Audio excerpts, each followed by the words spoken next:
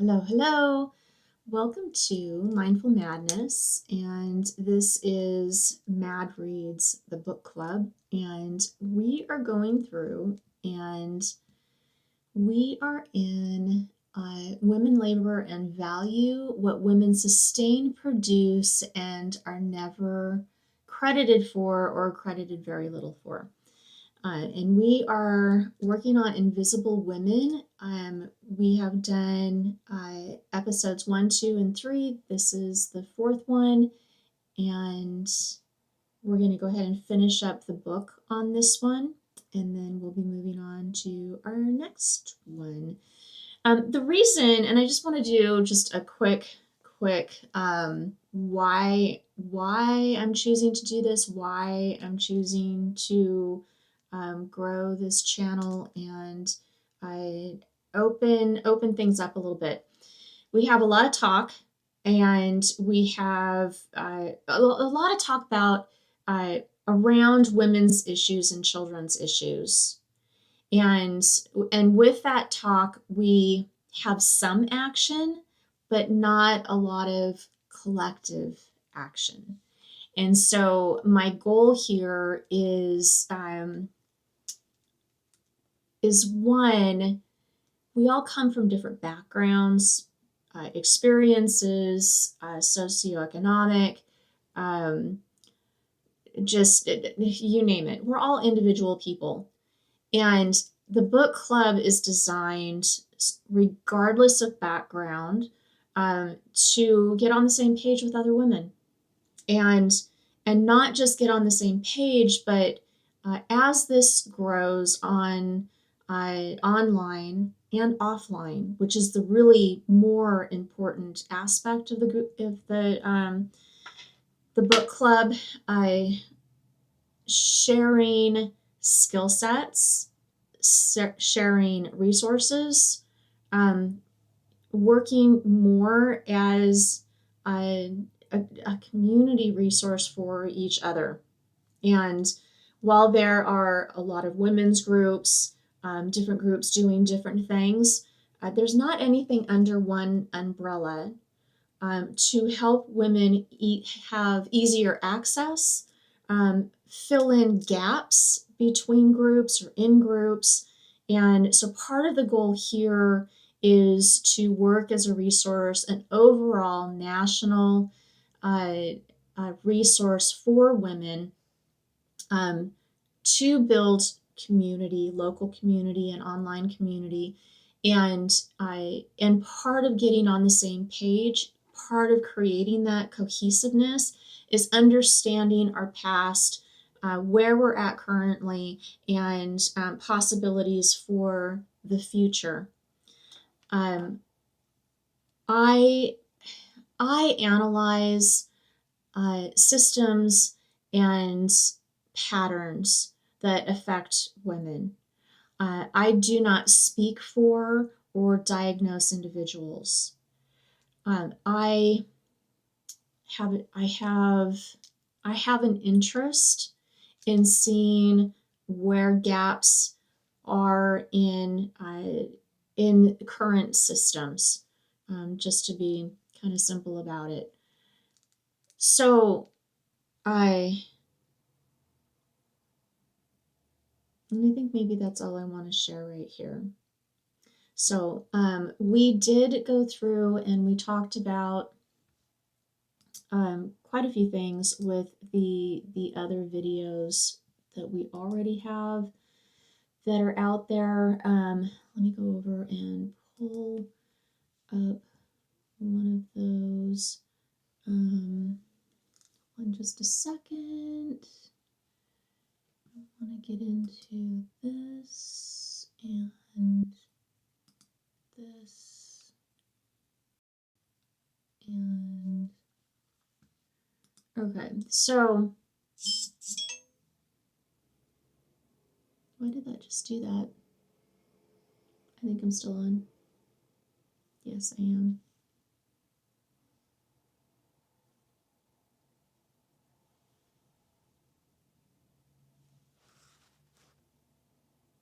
That's still running. Okay. I'm doing all of the behind the scenes stuff as well while I'm doing this, so bear with me. Um, it's flowing a little bit better for sure, but there's still some things where it's like, wait, why did that do that, and what's going on over there? But it looks like we're still up and running, so we're all good. So we went through, and last episode we really kind of focused on just healthcare. That was as far as we got in that one. Healthcare, the data gaps, research, drugs, symptoms, childbirth, that sort of thing is what we did in episode 3. Episode 1, we went over why is the default sex male in the majority of societies today? Should it be? Um, who actually benefits from a structure like that, and at what cost? What cost to society? How history misses half of the story. Data gaps in research. Hey everyone, we are doing. Pause here. Sorry. And then we did zoning, and how zoning practices in cities, towns, this sort of thing, how that comes about, and who it works best for. Then we talk about travel patterns, the differences between men and women, design biases, bathrooms, anyone, just as one of many examples. And then we do safety, how safety is actually geared more towards men and not women, and work and wealth accumulation, and the differences between men and women in society, how the structure itself works against women. And then, and sometimes designed that way. And then episode 2, we got into the myth of meritocracy, when it actually works and when it does not work. And we've kind of had that in the news a little bit recently, and why what they're talking about specifically is actually not meritocracy. Brilliance Bias, tech and misogyny. God, that one's a good one, especially with everything going on with AI and algorithms, and data sets that have data gaps in them. The fact that most of the stuff is designed by boys, men, that really don't have very good relationships with anyone. And it's impacting our society. I think we can all see that. So tech bros are freaking weird. They're weird. And then the Epstein class, there's some messed up stuff going on. And then we go into a section, why can't women be more like men? That's work and government. Gig economy, how that impacts women more than men. Agriculture, the history of agriculture, and historically and modern day. One size fits men, so that one size fits all. It doesn't fit all. It really is geared towards men. How that affects women and children, and then bros. So in this episode, what we're going to go over is GDP versus uncounted GDP. Why some things are counted and why some things are not. Who benefits? This again goes to the Epstein class. Labor exploitations, system by design. Our system exploits everyone. It exploits women the most. So, and why that is. Tax structures, so important. Women's rights are human rights. It kind of sounds like an overplayed mantra, but understanding why that is the way that is, again, not all of us start in the same place. So we take what makes sense the day that we're watching or listening, leave the rest. And then when disasters hit, and that goes through everything from war, natural disasters, that sort of thing. And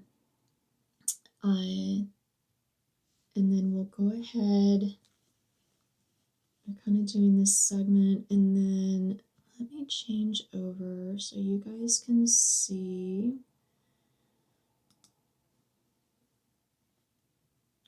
Again, I'm doing background stuff myself, so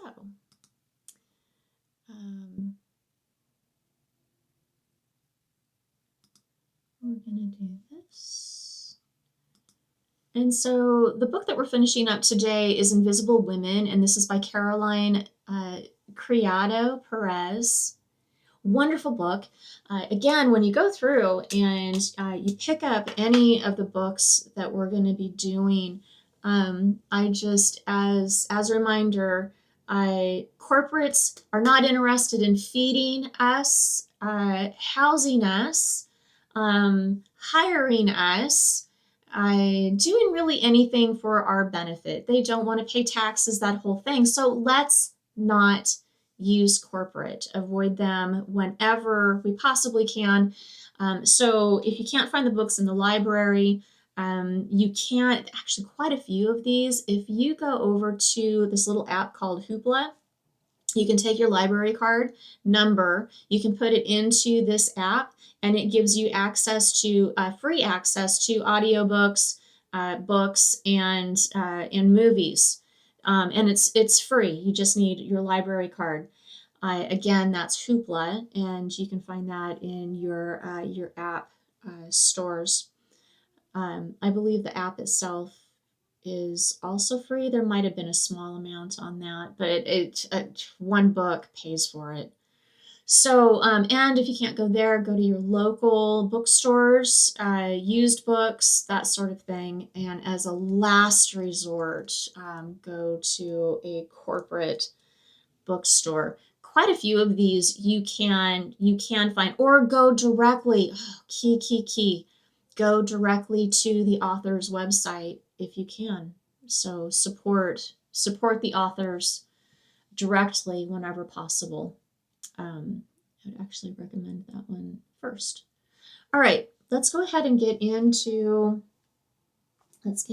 some notes. I do not go through and quote from the books. This is a very in-depth book. She does a wonderful job, start to finish, very holistic in the way that she's approached this, looking at where there's gaps in the data, why those exist, and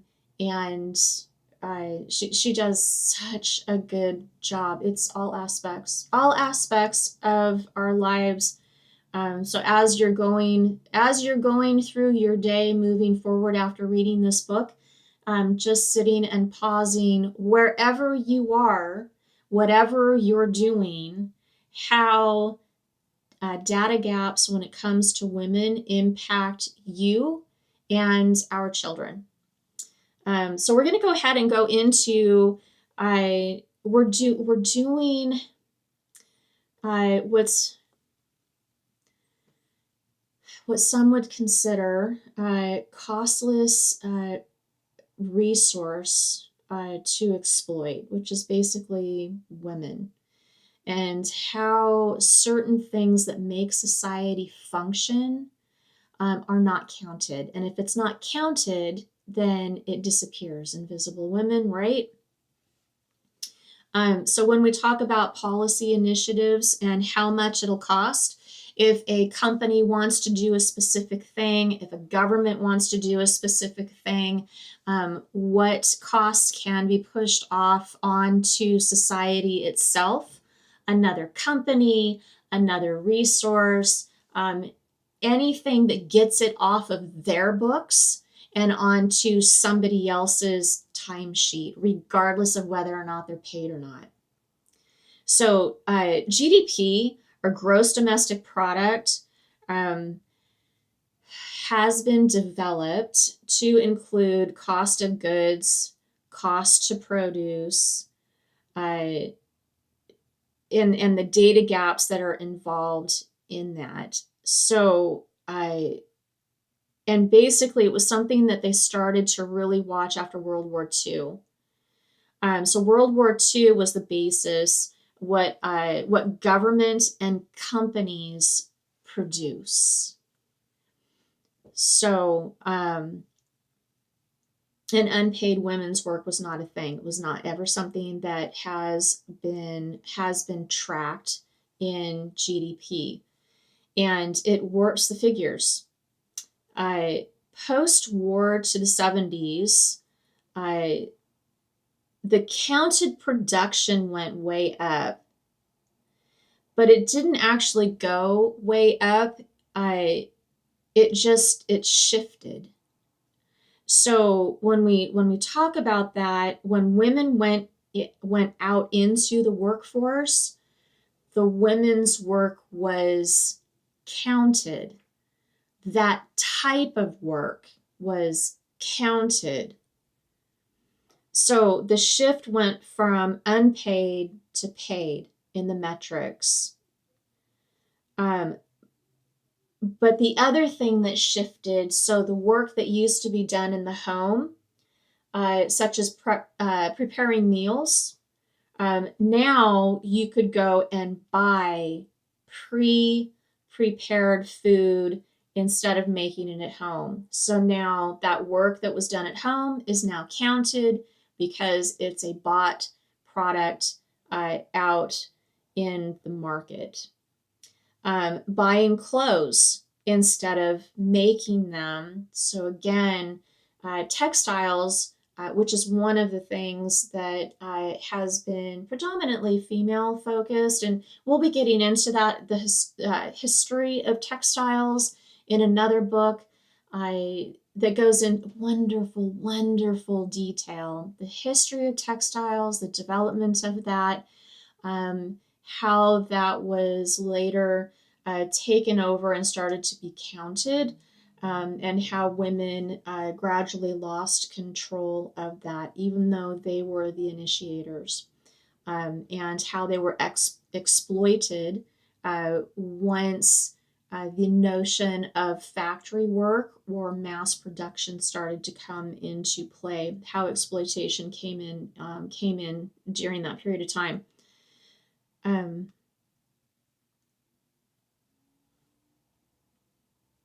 So the uncounted GDP in the United States could be as high as 50%. And that's not just the United States, that's all developed countries. So uncounted GDP could be as high as 50%. The UN estimates total value of unpaid child care in the US is 3.2 trillion. And that was back in 2012, or 20% of GDP. 20% of GDP. 2014, 18 billion hours of unpaid labor towards family Alzheimer's care. So if they're not in a nursing home and you have family members that are taking care of patients with Alzheimer's, the majority of that is absorbed by women. Okay. 1 in 9 that are 65 plus are diagnosed with Alzheimer's. That is estimated to be $218 billion in unpaid labor.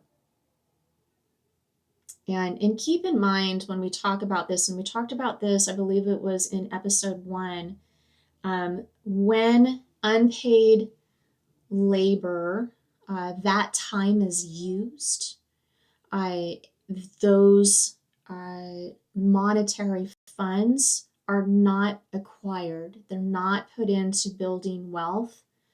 That has been extracted. That opportunity and that time cannot be replaced, and that has been extracted from that person without pay.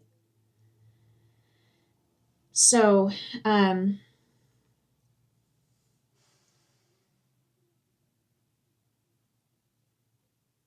they also talk about time use. Time use survey data is lacking. So like on-call services, being there as needed, your downtime is not is most of the time not covered. We also talk about that in like the gig economy, where you're waiting for the next thing to happen, the next call, the next delivery, whatever that may be, your next order to come in online. How that dead time in between is not compensated because it's not seen as full-time work. So you're not working a set period of time.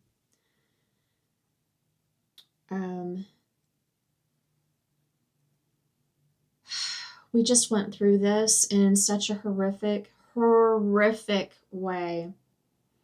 Government budgets, when the government decides to cut budgets, like they just took a literal chainsaw to it, the things that they target first and foremost target women, children, and the elderly.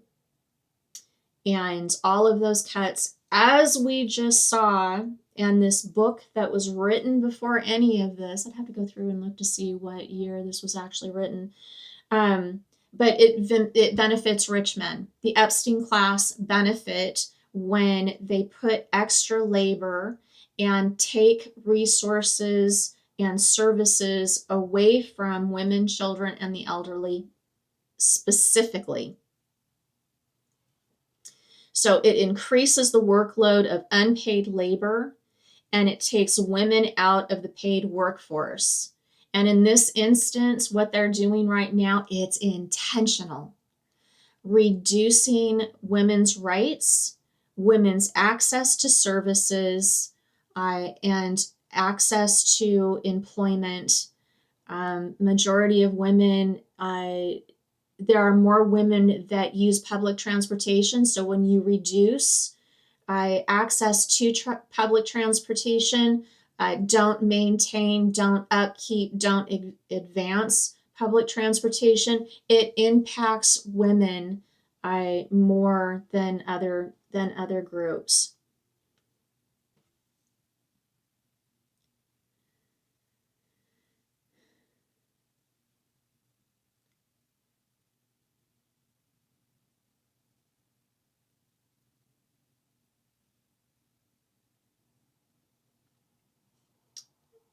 Again, this kind of goes back, and we kind of talked about an example of like Bill Gates going in and trying to help out with agriculture in areas of the world that are struggling with that. There are more than 1 million women, generally poor, that work in and own farms, that work in, and even more than that, work in the agriculture sector.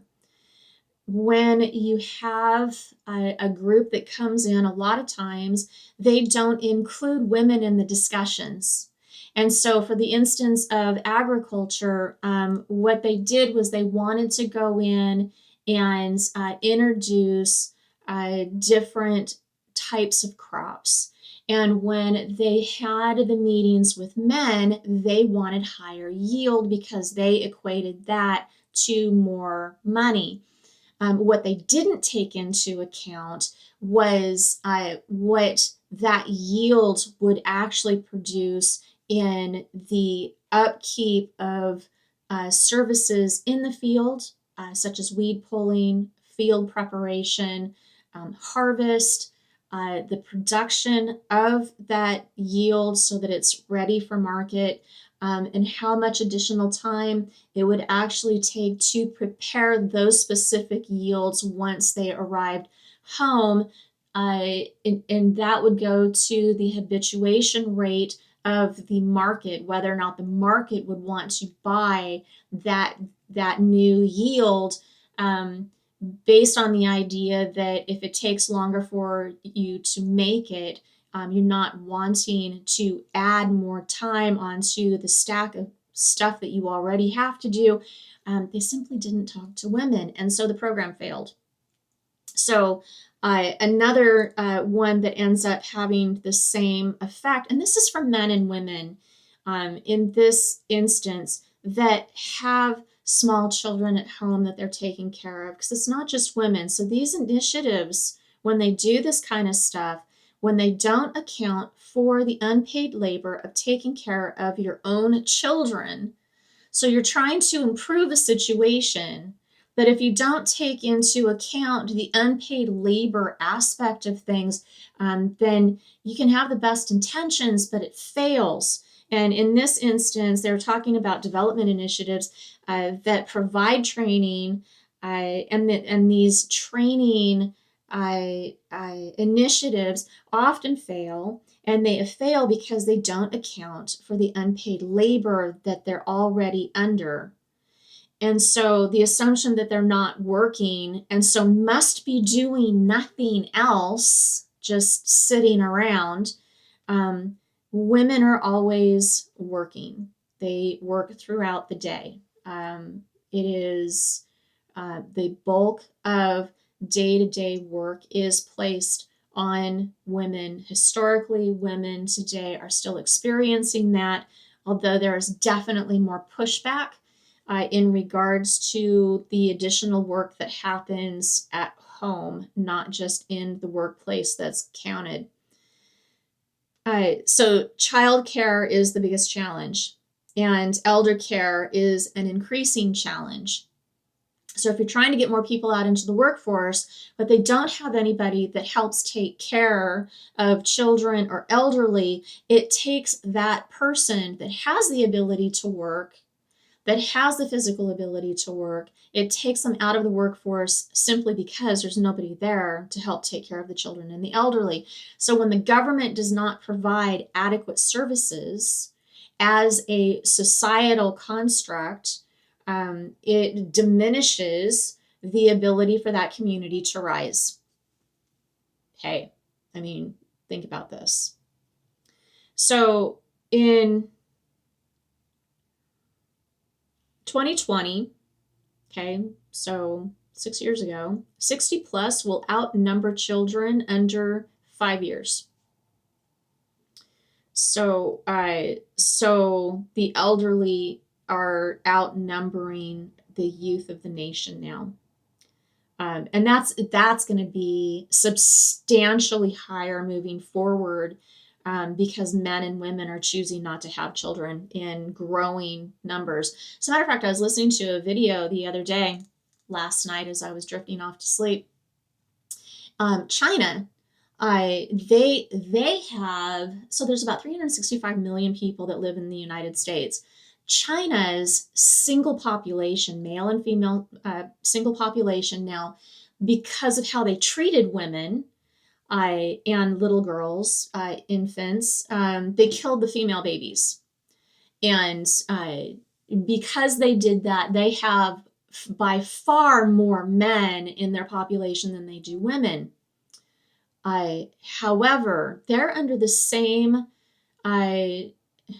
challenges as we are here in the United States, as other countries are, in that the elite, the Epstein elite, has sucked the life out of whatever market system you might have. The elite have such a death grip on it that common people simply cannot live. They can barely afford themselves, let alone afford a family, and take care of children.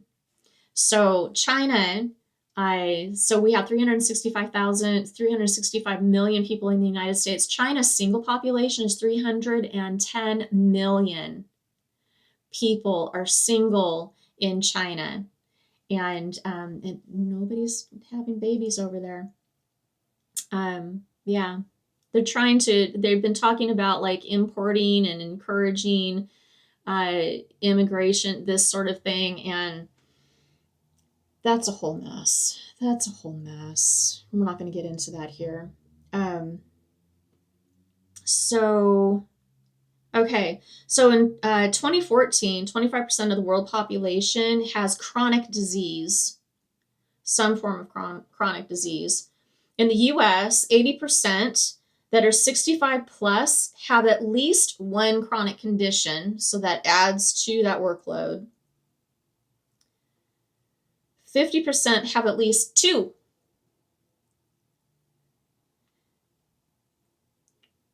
The US have 40 million unpaid care providers caring for the elderly.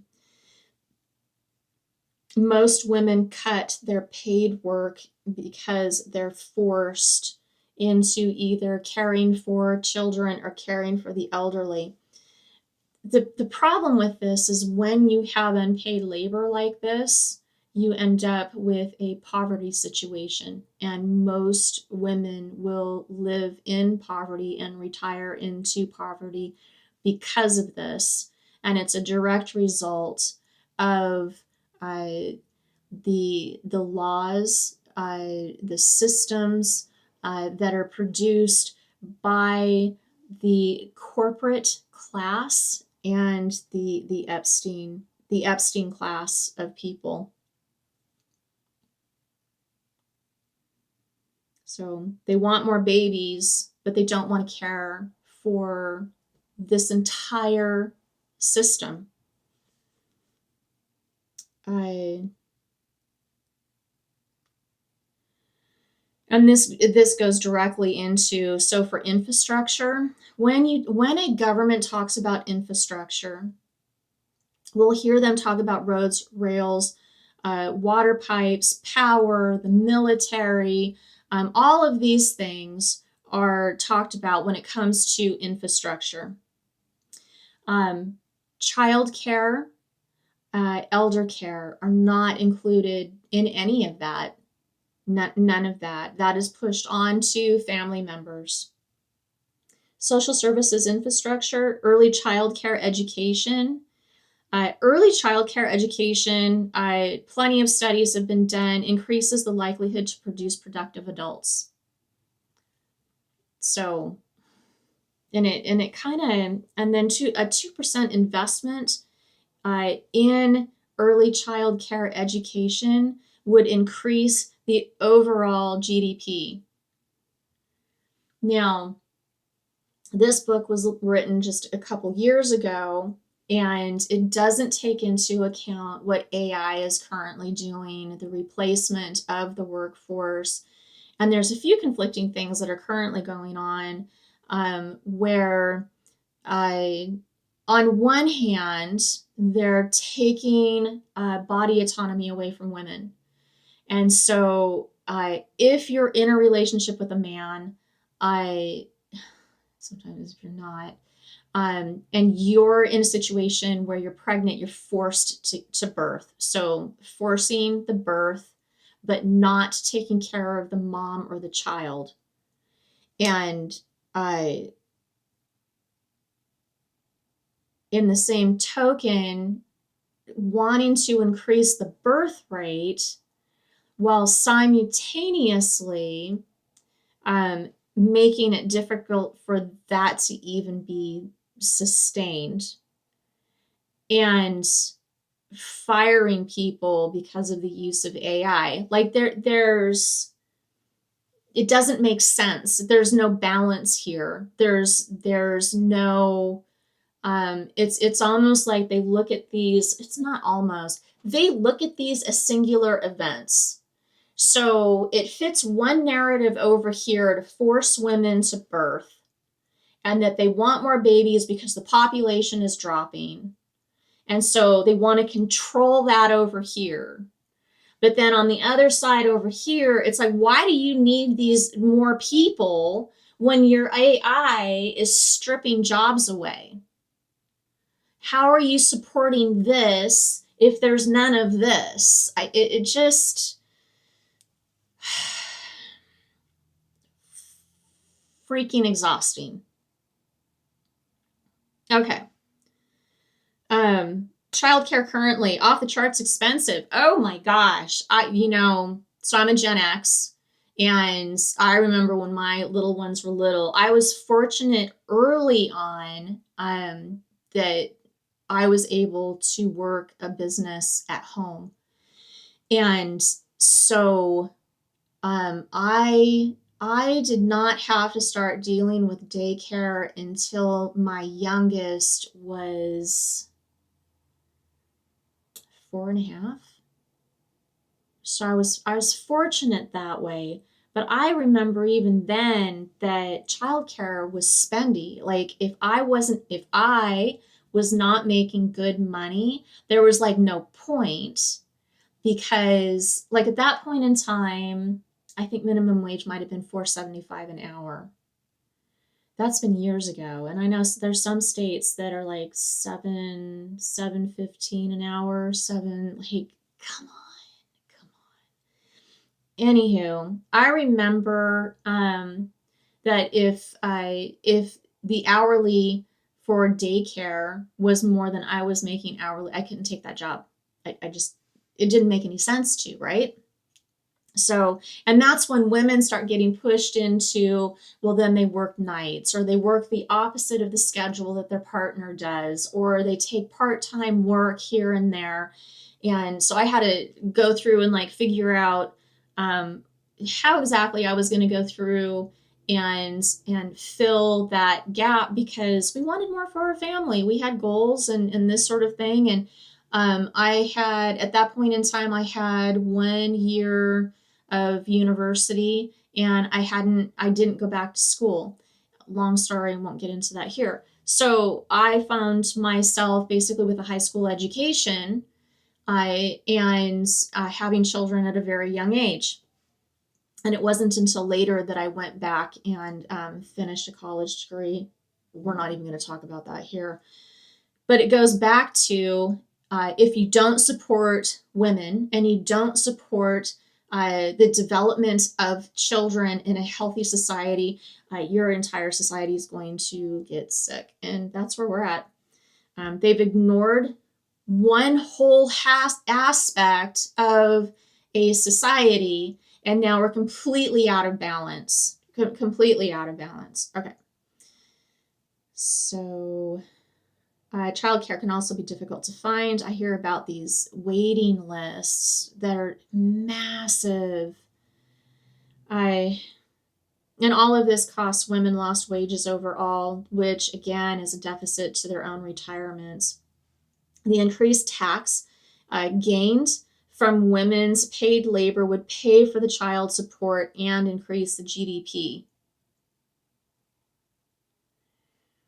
If they took the taxes that women pay and they utilize that, it would be a small percentage of that that would actually pay for childcare support, for childcare support and elderly care.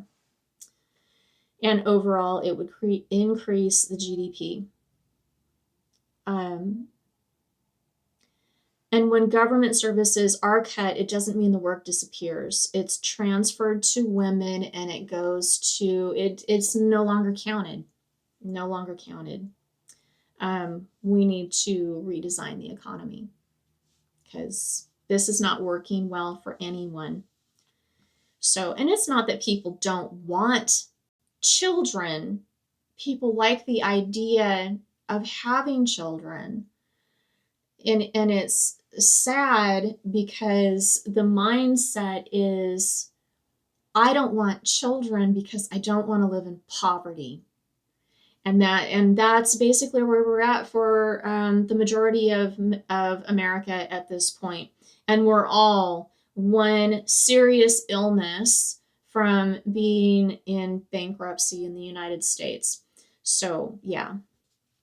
Birth rate can absolutely plummet to hell, as far as I'm concerned. This stuff has to get fixed. Okay, let's talk about gendered poverty. Gendered poverty, so this is interesting when we start thinking about this. And I know I got married young, I had kids young, and you don't, especially when we're born into something and we're going through the motions, and we're looking around us at whatever our environment is, and we are basically mimicking what the adults in our lives are doing, what our friends are doing, what their families are doing. And the majority of us are going to do, if you're looking on the bell curve, we're going to do a majority of what we're exposed to. And it has an impact in the notion that if you really don't understand that there's other ways of doing things because you weren't exposed to those, so you don't know what you don't know, right? And if you're not exposed to different ways of thinking, of different ways of being, of different ways of functioning, that you have more choice than just mimicking what basically the other monkeys around you have been doing, then you too can end up in a circus. So, and yeah, there have definitely been some aspects of my life where I was definitely not as aware of systems and patterns and behavioral habits that you don't even realize that you're acquiring. And if you do, how to break those. So, so gendered poverty usually split. Male is the head of household. Okay, this, and then women head of household. So when they go through and they do these numbers, historically they would take male head of household and a women head of household, and then they would assume that the income is divided equally among its members. It's not. It's not. I was raised, I saw this firsthand myself. And so women will spend money on women and children. Men will spend more money elsewhere. Not on women, not on children. They'll spend it on themselves. They'll spend it on their hobbies. They'll spend it other places. But even if they have extra money that comes in, it's not spent on the women and children in the household. Children from female-headed households fare better than male-head of households. Here's one, especially for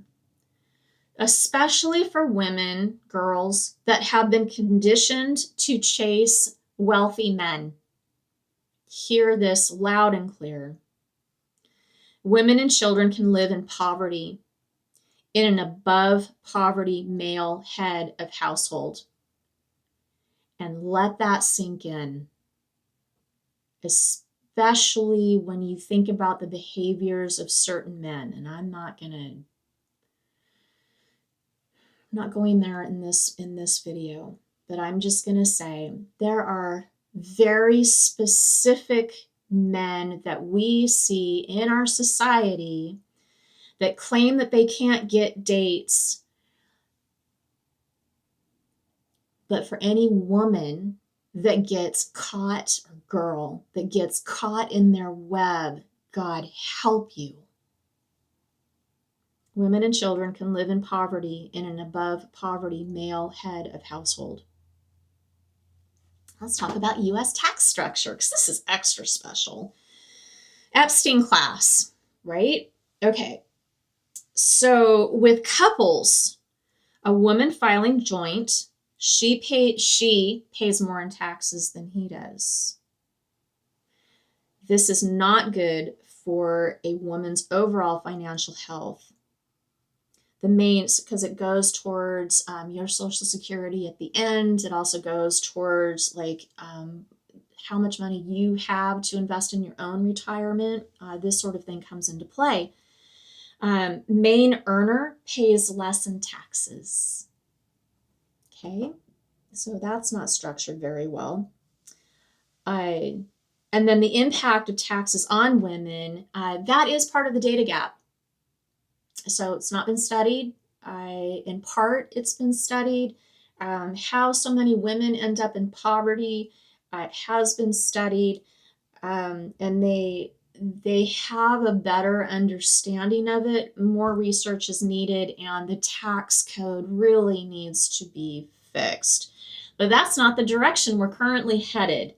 which again is why it's so important for ladies to get onto the same page as quickly as possible, for us to get under some sort of umbrella where we can easily access information, resources, skill sets, so that we can be a stronger block in society, because it's the only way we're going to end up balancing any of this stuff out.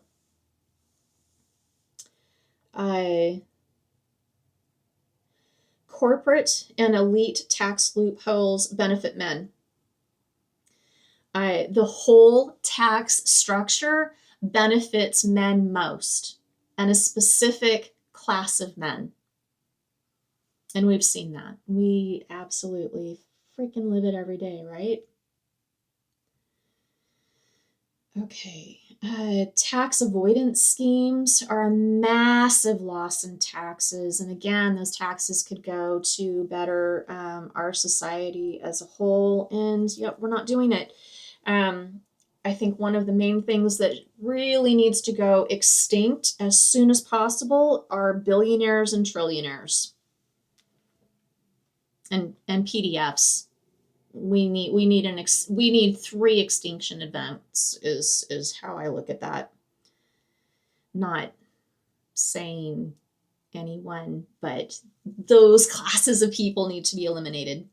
Well, that one, I guess I am kind of anywho.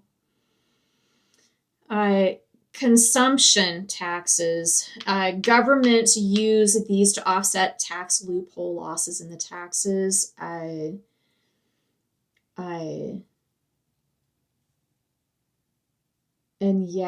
that's consumption taxes. So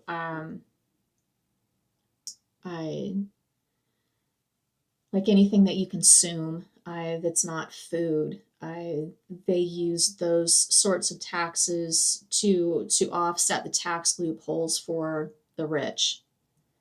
But women's sanitary products are taxed. So I think there are some states that are actually making moves to change some of that stuff. And then let's go ahead and talk about women's rights are human rights. Government needs more women in it. Women do a better job of drawing focus on women and children's issues. Education increases. We need more women in social. There's the social versus the business power. I would argue that there really does need to be a branch of government that is really just focuses on women and children, because it's lacking and it's more than half of society.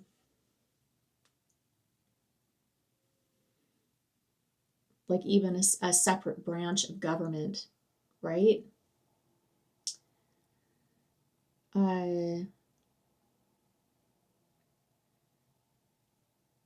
Let's see. I don't want to talk about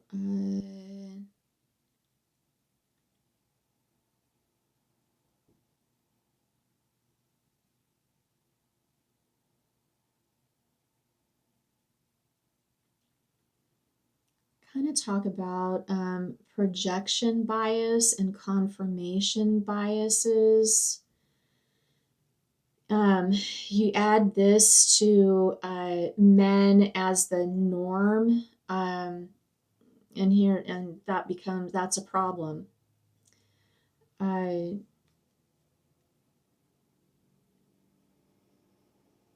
it's when we talk about like the silos that we live in, if other points of view are not allowed in, you become more siloed and divided, which is entirely what the elite has done with our media, with especially social media. They have driven a wedge through societies that traditionally worked together.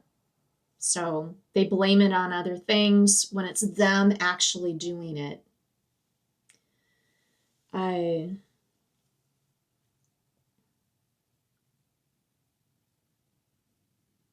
And democracy in general is not women friendly due to the data gaps.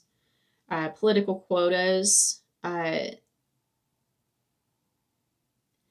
So political quotas, we get back over to like meritocracy, that sort of thing. When you have blind meritocracy, you eliminate mediocre and less than men, and make room for other people that actually have better skill sets. So what they say it does, by removing things like provisions that allow other points of view in, when they eliminate that, they're basically increasing that siloed bias.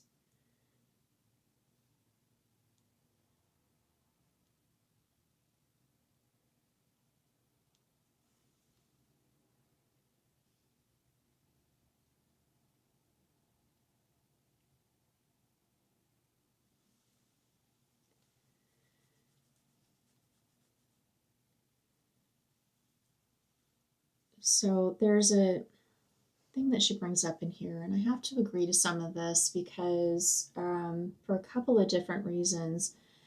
She talks about in here human rights over women's rights and men's rights over all. And whenever, and very specifically, it's elite men's rights overall. But the problem is, and this is what the elites are what they've gotten so good at, is especially for the white siloed men, is they get them believing that they benefit. And it's mind-boggling to me because regardless of political party,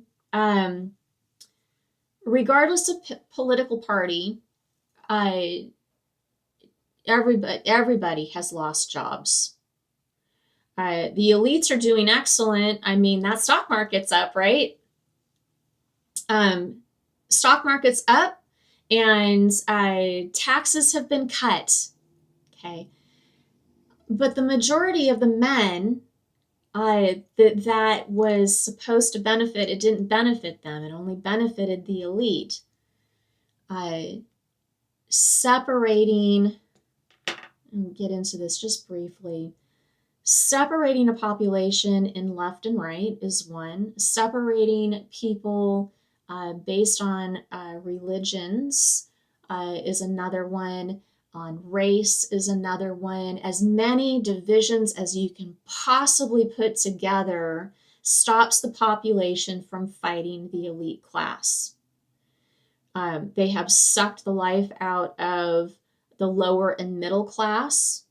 And I was listening to a professor the other day explain what capitalism actually is and why they protect capitalism the way that they do. Capitalism is actually only experienced by the elite. And a lot of people really don't understand that. And I should probably go through and include the link on this. This professor does an excellent job of explaining exactly what this is. Free market has been killed. I mean, if we can't see that, if we have the idea of what capitalism is supposed to be when it functions in a healthy manner, it means that our government keeps monopolies in check. There is no check. We have a handful of banks now, we have a handful of corporations, and they control everything. It is very difficult for small business and medium businesses to even function. And when they do function to a certain capacity, that they are swallowed up by hedge funds and large corporate groups. They control resources, access to resources. They have a chokehold on everything at this point. This is no longer a free market. And yet they scream that if anybody speaks against the current way of doing things, that they are anti-capitalist. And I would argue they are what we had been trained to think of as capitalism. Free market, you should be able to go out and start your own business, this sort of thing. You should be able to pull yourself up by the bootstraps, go start yourself a job, come up with some innovation, and you too can be a billionaire. That's what's been sold to all of us, as they stripped away the tools to be able to do that very thing. But they still want us to defend that system that has exploited all of us. So there's that. Okay. But for this group of men that they have really pushed this idea and this notion on, these are the same people. They can't get people to date them or anything like that either. Doesn't seem to be so much of a problem over on the other side. I'm just gonna say, maybe not act like such a freaking raging douchebag, and maybe that, and go fix this stuff. Go fix how women and children are being treated in society. Stand up and actually go do something about it. And that's part of what we're doing here, ladies. We cannot wait for men to do anything, because they aren't, and they haven't, and too many of them just won't. So while they're playing video games, chasing underage girls and boys, and doing whatever else that they think the rest of us, men included, that have some decency and some common sense and actually want to have a good life, we definitely need to be working more organized and pushing back on this shit. So anywho, I'm not going to get into that because I just kind of vented a little bit.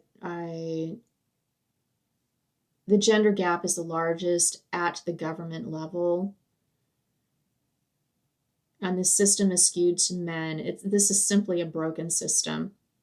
You cannot have balance in a society when things are ran this way, and they've ran it into the ground. Okay, so when things go wrong, when chaos and disaster strike,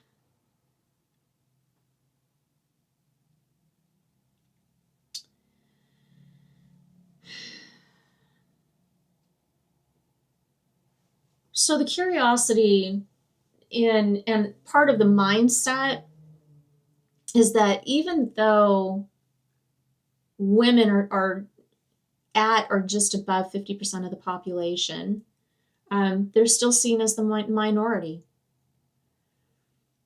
That creates a lot of problems from top to bottom. When you account for the children, we are really looking at men as a minority, not the way that it is perceived statistically or in the mindsets of our current society.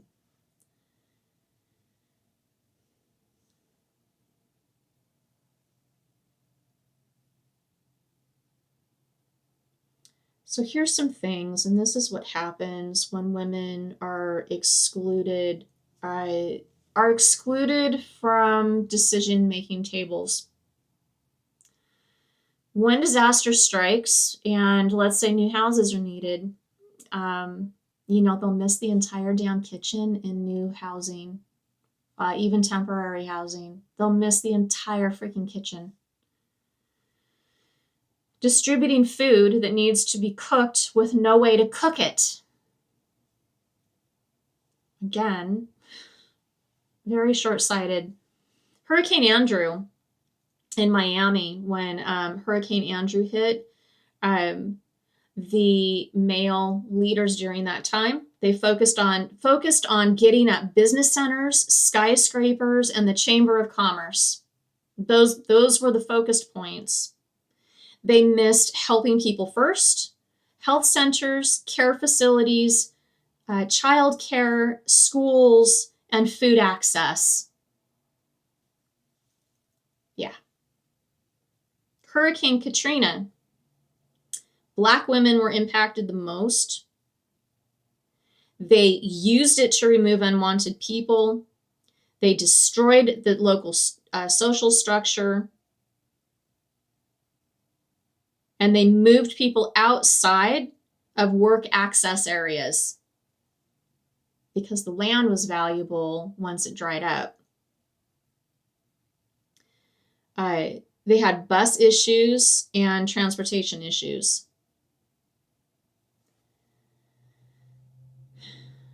During negotiations, peace process, right? Women bring more peace for longer stretches when negotiating peace. They bring the stability items of community. Men do not. As a matter of fact, I'd be kind of curious as to what that, there's that new peace council. I wonder how many women are on that. I'll have to go through and look at that, right? All right. And so when chaos hits, it's oftentimes not necessarily the disaster that kills you. So in modern warfare,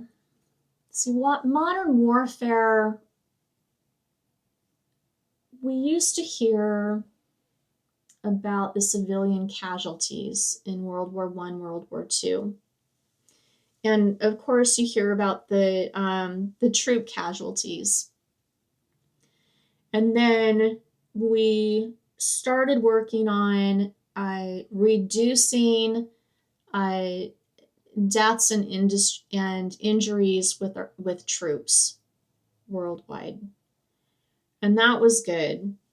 But in modern warfare, it's more likely civilians, mostly women, than combatants that will be killed in these wars. And then I'm not going to bring up some recent things that have been going on, but it is modern warfare is targeting civilians, and civilians are being terrorized, and the majority of those are women and children. So these billion-dollar bombs, planes, all of this shit is being used on women and children in various countries.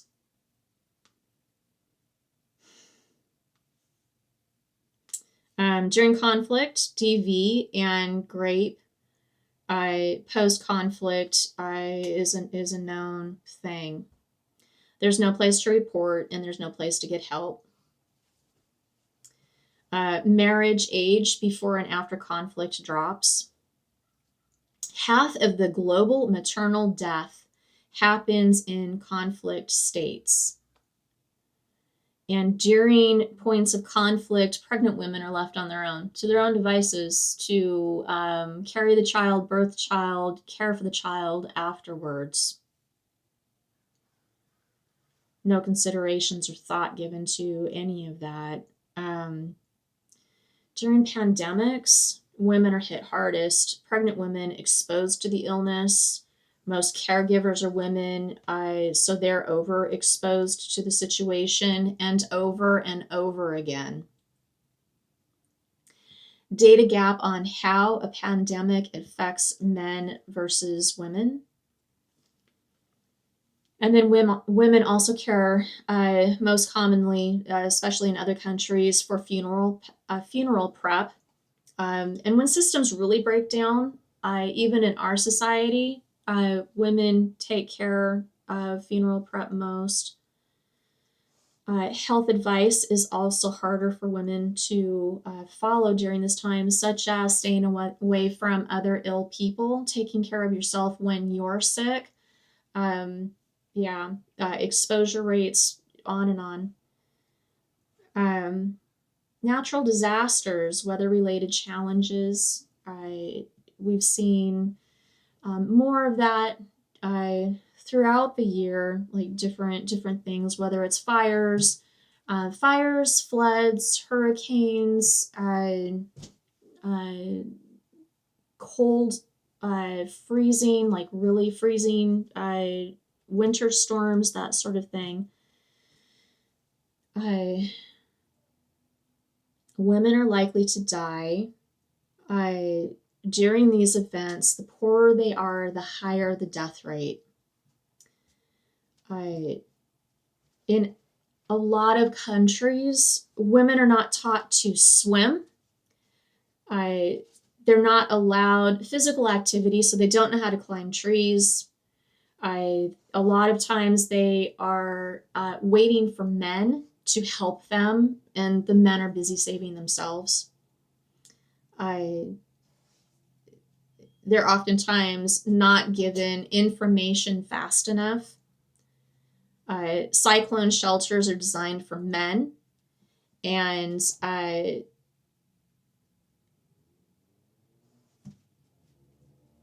women are not allowed to mix with men outside their families. So a lot of times in cultures, the women are not allowed in the shelters because they can't be around other men.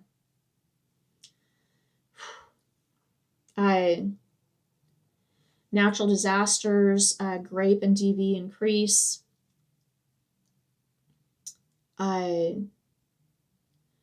lot of times there's one bathroom, and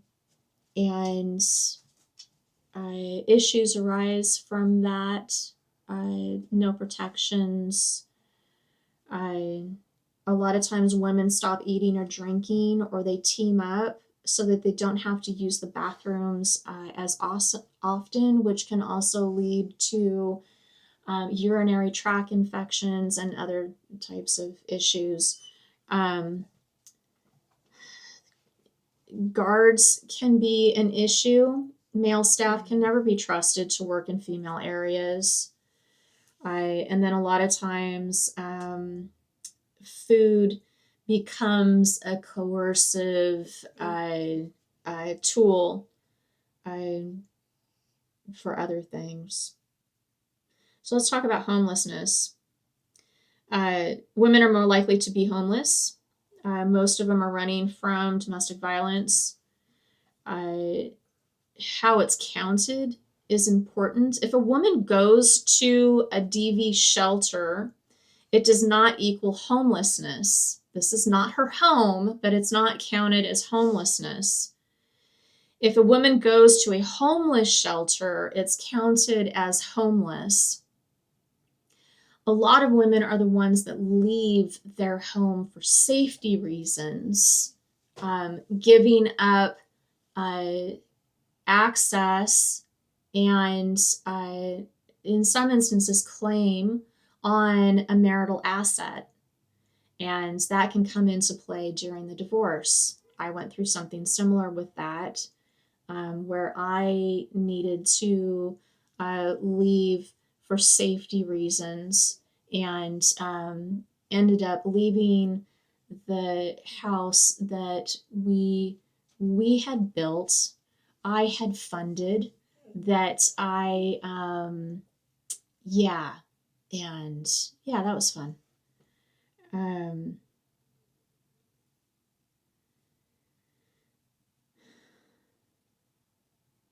Gender mixed shelters are dangerous. Women and children are often targets in these sorts of things. And if you think about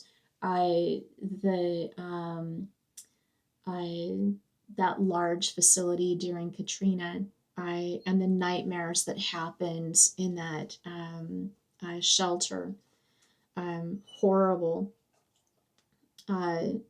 And a lot of women would rather live rough rather than live in a shelter. Homeless shelters will give out condoms, but not menstrual products. Menstrual products overall are a problem for health, for movement, and for proper products. And then just kind of in conclusion with this whole thing, and I have a puppy that's starting to, as a matter of fact, let me just open my office door so that Miss Iris can get out. Okay.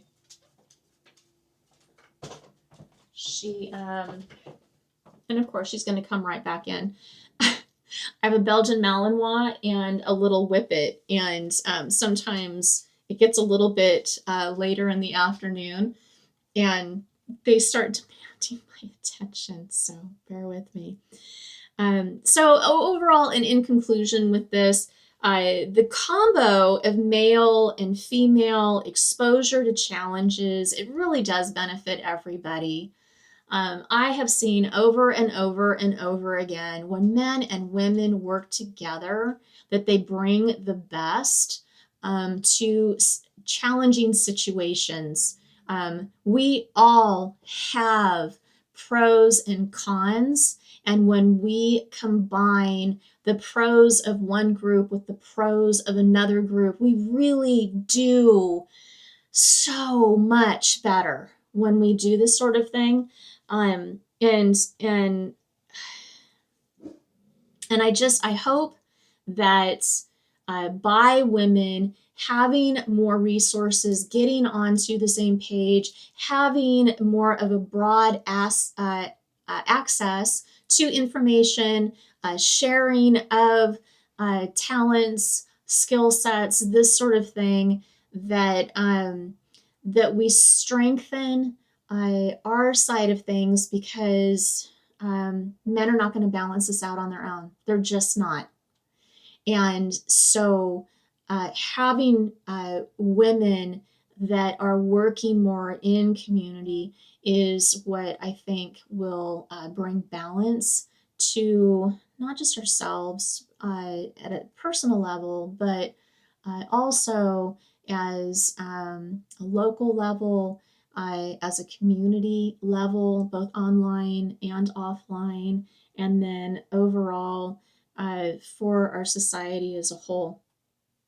And we will get into some other things, because when you exclude a block of people like this, things get really messed up. And I will point this out.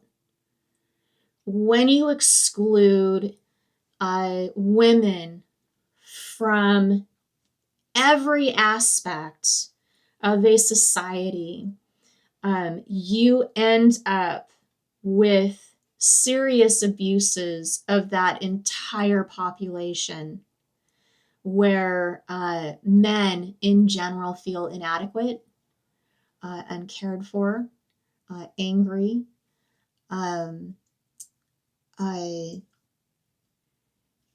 They're in the extremes. You end up with situations, and you can go look up this documentary about Afghans dancing boys. These boys are dressed up as girls, and they are brought to parties of wealthy men in their society, and abused. And those are the results of extremism. And it does not benefit a society. It makes a very sick society.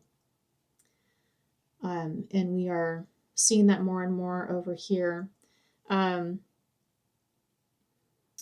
Male focus in any society only helps some males and no one else. This benefits the elite the most. We all need to get together, and we really do need to challenge norms, challenge it wherever you see it, call it out. This book really helps us really see through the BS. And then also going through and calling out, because they'll use every excuse but the thought to fix it. Every excuse, every blame, pointing of fingers, but fixing the problem. And then just overall, ladies, we just need to take our place, and we need to be seen. And it needs to be consistent. It needs to be generational. It needs to be an aspect of life that we are all doing, bringing it forward instead of doing a little bit and then going about our merry way. And then pretty soon that thing that was fought so hard for disappears or is negated and not maintained. And we need to maintain our gardens. Let's see. Oh, it's stuff like this, and we're going to get into this a little bit more. A female anthropologist held up an antler bone with 28 markings on it. Okay.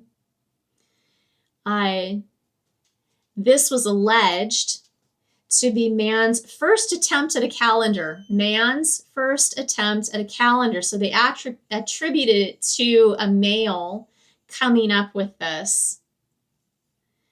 The question that you might want to have is, what man needs to know when 28 days has passed? Also, anthropologists, when studying old cave paintings, you know, the hunter-gatherer thing, and it's interesting because these images of animals and hunting and this sort of thing curiously have small handprints, the signature of the artist, right? Women.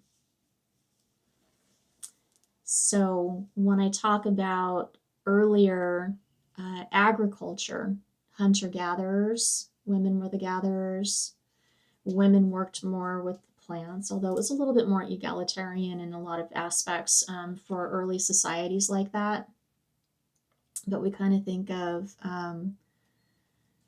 women have always worked.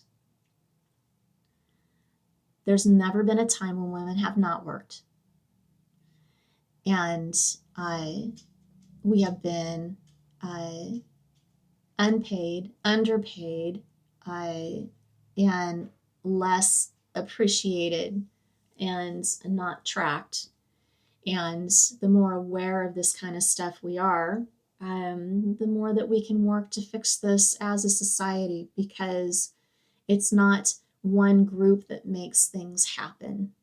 It's an entire group that works as a community that creates and helps things move forward.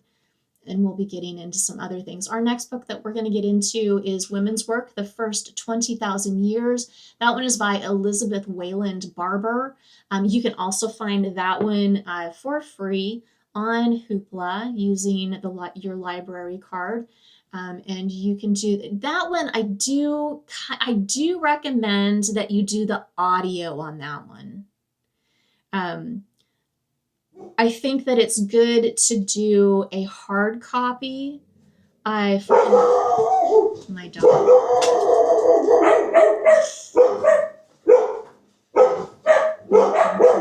Sorry.